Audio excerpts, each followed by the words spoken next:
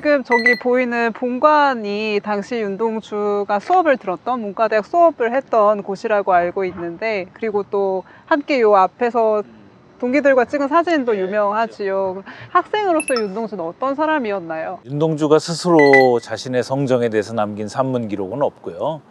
다만 그분의 사후에 윤동주를 그 회상하는 과정에서 참 수많은 그 친구, 선후배, 또 심지어 스승들까지 윤동주에 대한 어떤 증언을 하고 있어요. 근데 대부분 증언이라는 게 이게 서로 불일치하고 또 어긋나고 또 심지어 상충하기까지 하는 게 증언인데, 윤동주는 놀랍도록 서로 이렇게 편차가 적어요. 그래서 대체로 그 윤동주에 대한 그 성정에 대한 그 증언은 이분이 온순했다.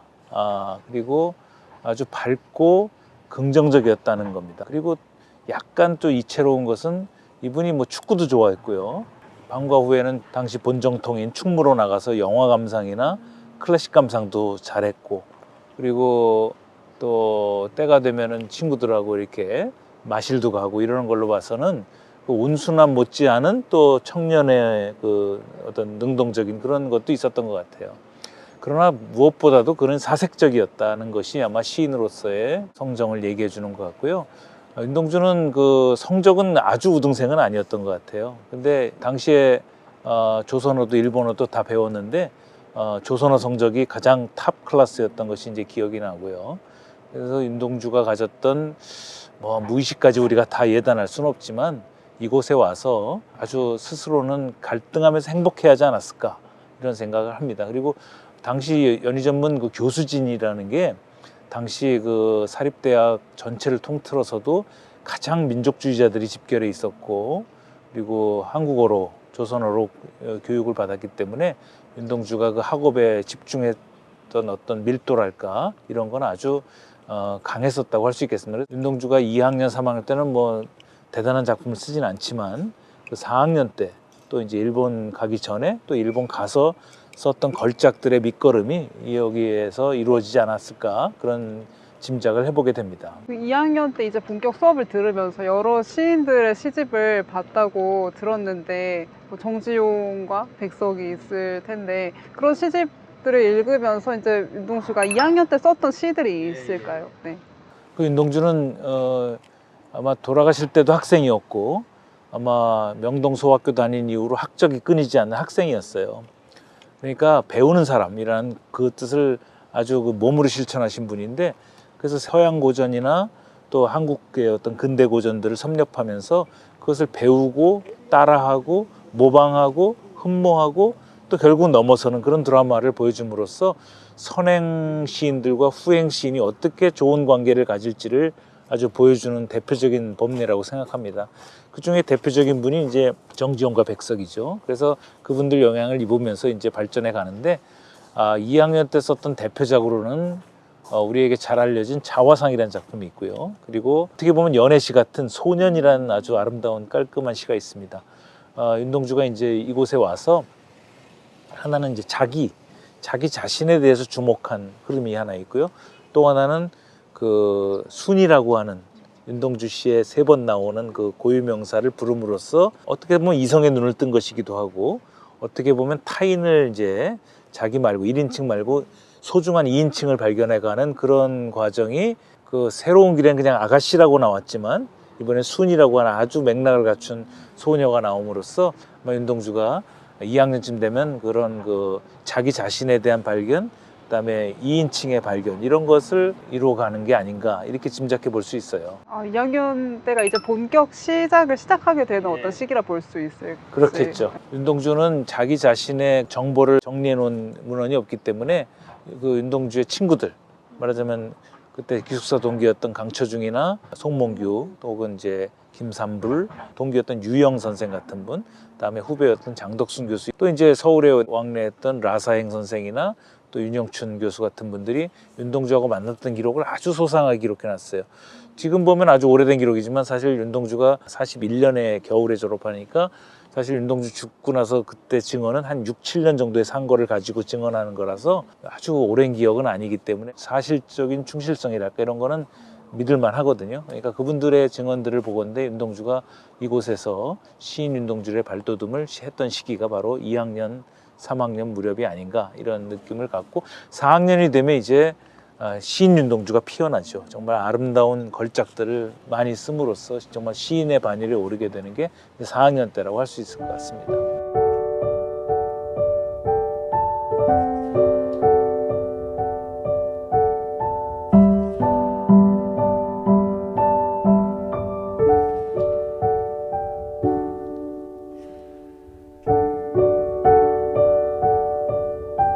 네, 선생님, 저희가 지금 외솔관을 지나오고 있는데, 네, 외솔 최원배 선생과 윤동주와의 관계 설명 좀 부탁드립니다. 예. 그 윤동주가 38년 1학기에 입학을 해서 첫 학기에 최연배 선생의 강의를 듣습니다. 우리말본 강의라고 알려져 있는데 윤동주 동기인 그 유영 교수의 증언에 의하면 자기들이 최연배 선생 강의를 듣고 무척 영광스러웠고 또 시인 윤동주로서는 당시 일본어가 이제 대세가 되어가는 형국에 조선어, 한국어, 한글 이런 거에 대한 어떤 가치를 발견한 아주 중요한 역할을 최연배 선생이 하셨어요.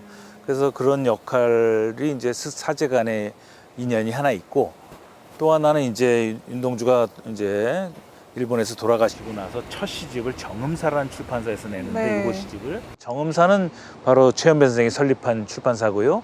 그 아드님이신 최영애 선생이 이제 사주로 있으면서 바로 그 시집을 발간했기 때문에 살아서는 사제간으로 만났고 또 돌아가서는 유고 시집의 저자와 출판사 창립자로 만나는 이런 좀 의미 있는 그런 인연이라고 할 수 있겠습니다.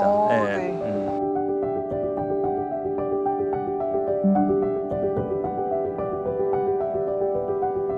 이제 윤동주가 2학년 부가연동에서의 하숙을 마치고 3학년으로 오면서 다시 이곳으로 그렇죠. 들어옵니다. 네, 선생님, 윤동주의 3학년은 어떤 시기였나요? 3학년이면 고학년 아닙니까? 근데 윤동주는 개인적으로는 아마 오랫동안 그 가계에 이렇게 내려왔던 기독교 신앙에 대해서 조금 회의를 가졌다고 사람들이 증언을 합니다. 동시에 시를 좀 이제 못 쓰게 되죠. 아마 절필이라고 부를 수 있을 정도의 1년여의 침묵이 이어지다가 이제 그해 말에 한 3편 정도의 시를 씀으로써 겨우 체면치레를 해요.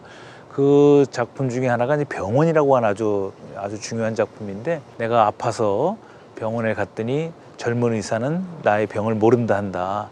근데 또 그 병원에서 한 그 여인이 그 환자가 이렇게 알아눕는 모습을 보면서 그 여인이 떠나고 나서 그 여인이 누웠던 자리에 다시 누워봄으로써 이제 정말 다시 타자를 발견하는 그런 경험을 3학년 말기에 해서 4학년에 그 시인 윤동주로서 피어나는 그런 단초를 3학년 때 다시 후반부에 복귀하는 것으로서 설명할 수 있을 것 같습니다. 그리고 3학년 초에 핀스놀에 돌아와 가지고 경남 하동 출신의 광양에서 올라온 정병옥이라는 후배를 만나면서 그와 더불어 이제 남은 학창 생활 2년을 같이 하죠. 기숙사 생활 같이 하고 하숙 같이 하고 다시 기숙사 생활 같이 하는 그런 분인데 2년 차이가 나지만 아주 중요한 친구였던 것 같아요. 무엇보다도 강조되어야 할 것은 윤동주가 졸업 기념으로 자신의 시 19편을 묶어서 하늘과 바람과 별과 시로 제목을 져서 세 부를 이렇게 낱낱이 필사해서 작성을 해서 한 부는 자기가 가지고 한 부는 문과 스승이었던 이양하 교수를 드리고 한 분은 후배 정병옥에 주었다는 거죠. 그 정도로 정병옥을 사랑했는데 결국 자신이 가졌던 것이나 이양하 교수한테 헌정했던 것은 남아있지 않고 오로지 그가 광양에 어머니에게 부탁해서 어머니가 마룻바닥을 뜯으시고 큰 독에다가 아주 그 방수 처리도 잘해가지고 남겨놓은 그 유고가 남아서 그것이 다시 유족들에게 전달되어 가지고 지금 우리가 알고 있는 윤동주의 대표작들을 읽을 수 있게 된 거예요. 만약에 그것조차 사라졌다면 우리는 서시, 별에는 밤, 또 다른 고향, 눈 오는 지도, 자가 이런 작품들은 모르는 거죠. 윤동주의 습작품 정도만 알게 됐을 테니까 윤동주의 대표작을 알리는 데에는 정병옥 선수의 공헌이 절대적이었다고 할 수 있겠습니다.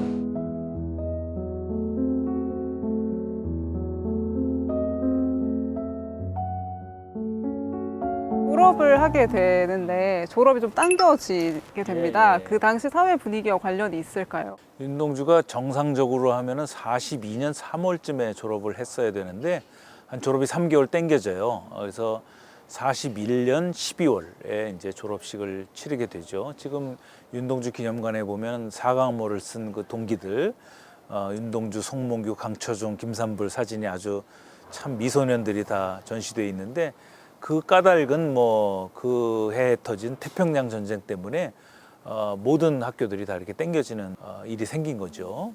그래서 당시에 교장이었던 윤치호 교장이 이제 직접 주재를 해가지고 졸업식을 치르게 됩니다. 서구 열강의 틈바구니 속에서 아시아가 살아남는 길은 아시아 전체가 힘을 모으는 길이다. 그 선봉에 설 제국의 일꾼들로 성장한 제군들 모두가 자랑스러우며 특히 우수한 성적을 남긴 학생들에게 그동안의 노고를 치하하는 바이다.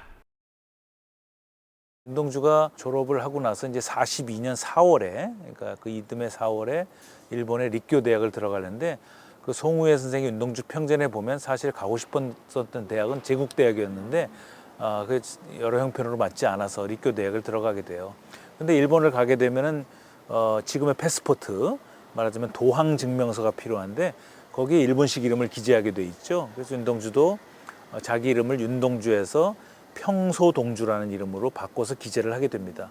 평소라는 그 시는 히라누마라고는 일본 성씨를 쓴 것 같지만, 기록에 의하면 파평윤 씨들은 그 파평의 평자, 그 평자를 맨 앞으로 빼고 그다음에 파평윤 씨의 시조가 연못에서 태어나셨다는 설화에 연못 소자를 써서 파평의 평, 연못소에서 평소, 이게 히라노마를 썼다고 해요. 그래서 파평윤 씨의 창씨는 윤동주만 그런 게 아니라 대부분 다 평소를 썼다고 하는 증언이 있어요. 그건 그렇게 보면은 윤동주가 자기가 창씨를 한 것이 아니라 파평윤 씨 전체가 평소 히라노마라고 하는 거죠. 근데 그 이름을 기재하는 데서 비롯된 번민이 아주 컸죠. 그래서 졸업식 끝나고 일본 가기 전에 딱 두 편의 시를 쓰는데, 하나가 간이라는 작품이고 하나가 참회록이라는 작품입니다. 여기 남아도 어차피 일본 이름으로 살아야 한다. 좋게 생각하라.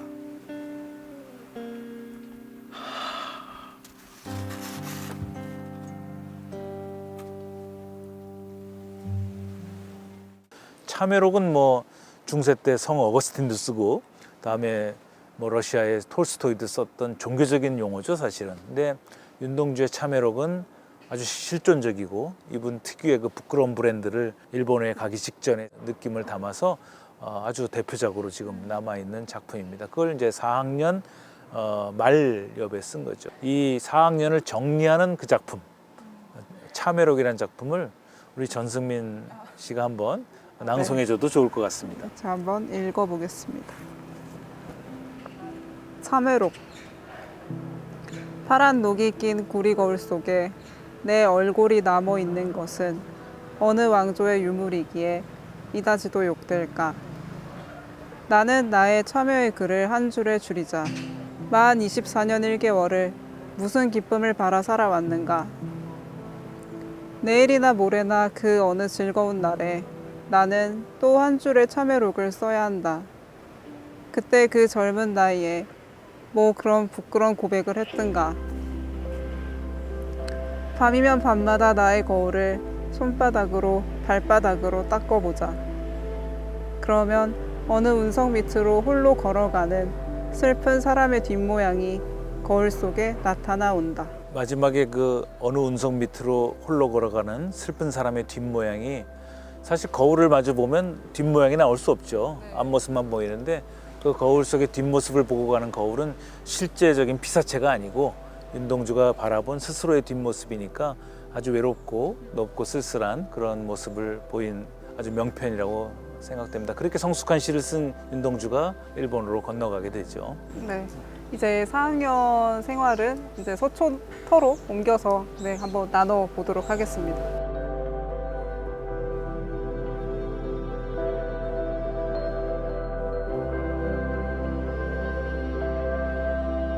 이제 연희 전문 마지막 시절의 하숙집으로. 네, 그러네요. 네.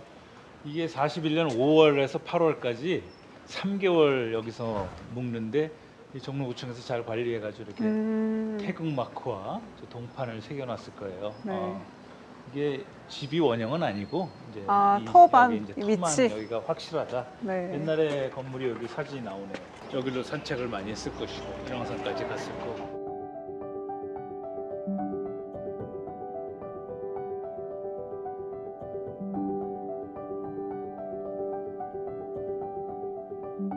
네, 교수님, 이제 저희가 수성 계곡에 왔는데요. 이제 하숙집터, 그러니까 서촌 하숙 시절에 대한 얘기를 잠깐 해주셨으면 합니다. 네. 윤동주가 그 4학년이 되는 1941년 5월에 그 후배이신 정병욱 선생하고 아까 우리가 보았던 김송 선생 자택에서 3개월간 저 하숙 생활을 하지요. 그래서 여기 인왕산이나 종로 효자동 이런 데를 이제 누비면서 산문의 일부와 좋은 시 몇 편을 쓰게 됩니다. 윤동주의 가장 화려했던 4학년 시절의 정점을 여기서 찍은 거죠. 김송 선생은 이제 함경남도 출신인데 정병욱 선생이 쓴 내가 아는 윤동주라는 글에서는 우연히 지나다가 김송 선생 문패를 보고 혹시 그 김송인가 해서 들어갔다 같이 하숙을 하게 됐다고 생각하는데 제 조금 용감한 추측은 김송이라는 분을 원래 알고 있었고 또 함경도 출신이기 때문에 친근성을 느껴서 아마 그렇게 해서 찾아가지 않았을까. 그래서 동화도 쉽지 않았을까 하는 거죠. 김송 선생이 당시에 불령선인으로 분류돼가지고 감시요 시찰인이었기 때문에 그러니까 일제 관원들의 또 감시가 있었다고 해요. 그래서 그 두 청년이 거기에 오래 있지 못했다는 기록이 있는데 어쨌든 그 짧은 시간이지만 이 종로 시절의 윤동주의 정점을 찍은 게 바로 그 김송 선생 자택, 거의 하숙집이라고 할 수 있고 지금 종로구청이 잘 보관해가지고 하숙집 원형은 사라졌지만 그 터는 그대로 정확하게 그곳을 이렇게 지정할 수 있게 되었죠. 이제 그러면 4학년에도 시를 열심히 쓰게 되는데 그 시 활동에는 4학년 시절이 어땠나요? 4학년이면 이제 정신적으로 성숙할 수 있는 나이고 또 우리가 그동안 이렇게 쭉 보았듯이 좋은 작품들을 쓰고 있던 과정에서 필연적으로 4학년에 이제 하늘과 바람과 별과 시라는 시집에 수록된 아주 좋은 작품들 눈 오는 지도나 십자가 또 다른 고향, 길, 별에는 밤, 서시까지 이런 작품들을 이제 4학년 때 다 쓰게 되죠.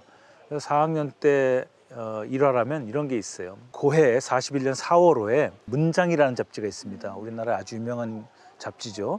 이태준이라는 소설가가 주관을 했고 정지용과 이병기가 시와 시조에서 후배들을 선했던 아주 좋은 잡지인데 거기 41년 4월호가 폐간호가 됩니다.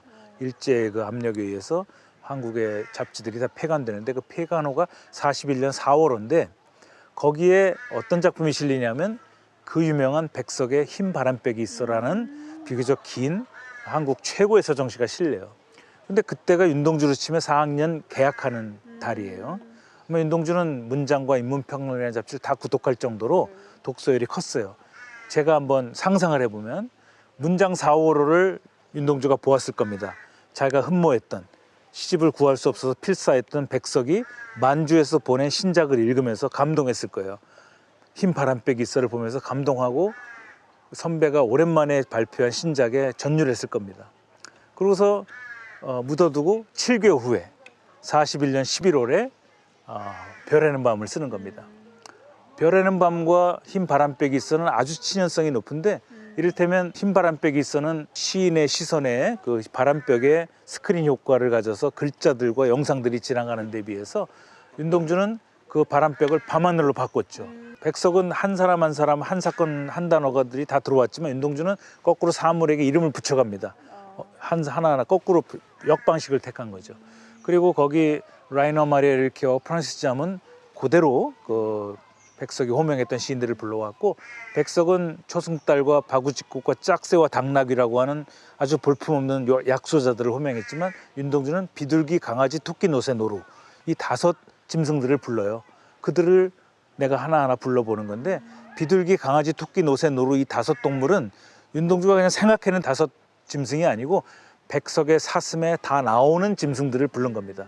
하나하나 이렇게 인용한 거예요.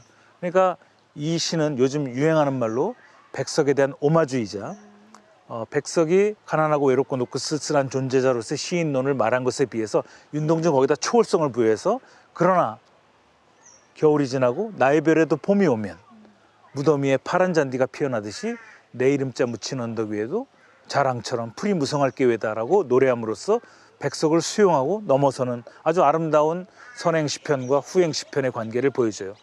그러니까 분명히 영향을 강하게 입었지만 모방작은 아닌, 아류작은 더더욱 아닌 별개의 작품으로 서면서도 영향 관계는 뚜렷한 이런 드라마를 만주의 백석과 이 종로의 윤동주가 1941년 4월과 11월에 이렇게 서로 호혜적으로 이루는 겁니다. 이게 4학년 때 제일 아름다운 드라마고, 이제 그게 끝나고 나서 그 작품을 쓰고 나서 서시라는 작품을 써서 이제 하늘과 바람과 별과 시라는 시집을 묶어서 아까 말씀드린 출간을 하려고 했으나 아마 이양하 선생이 출간을 좀 말렸고 결국 윤동주 생전에는 시집이 출간되지 않다가 사후에 그 정병옥이 보관했던 19편 친필 유구와 강처중이 보관하고 있던 작품들을 합쳐서 31편으로 그 초판 하늘과 바람과 별과 시가 정음사에서 나오고요.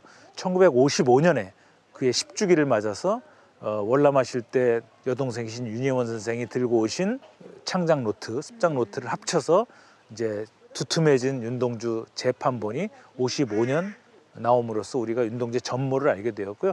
그 이후에 계속 작품들이 발굴돼서 지금은 시 119편, 그다음에 산문 4편에서 123편이 윤동주 작품으로 우리가 읽고 있는 것입니다. 거기에는 윤동주라는 창작 주체도 있지만 시를 보관했던 정병욱, 그다음에 그와 끝까지 소통하고 소개했던 강처종, 그를 기억하는 수많은 우정의 친구들이 윤동주라는 주체를 만들어낸 조연들이라고 봐야죠.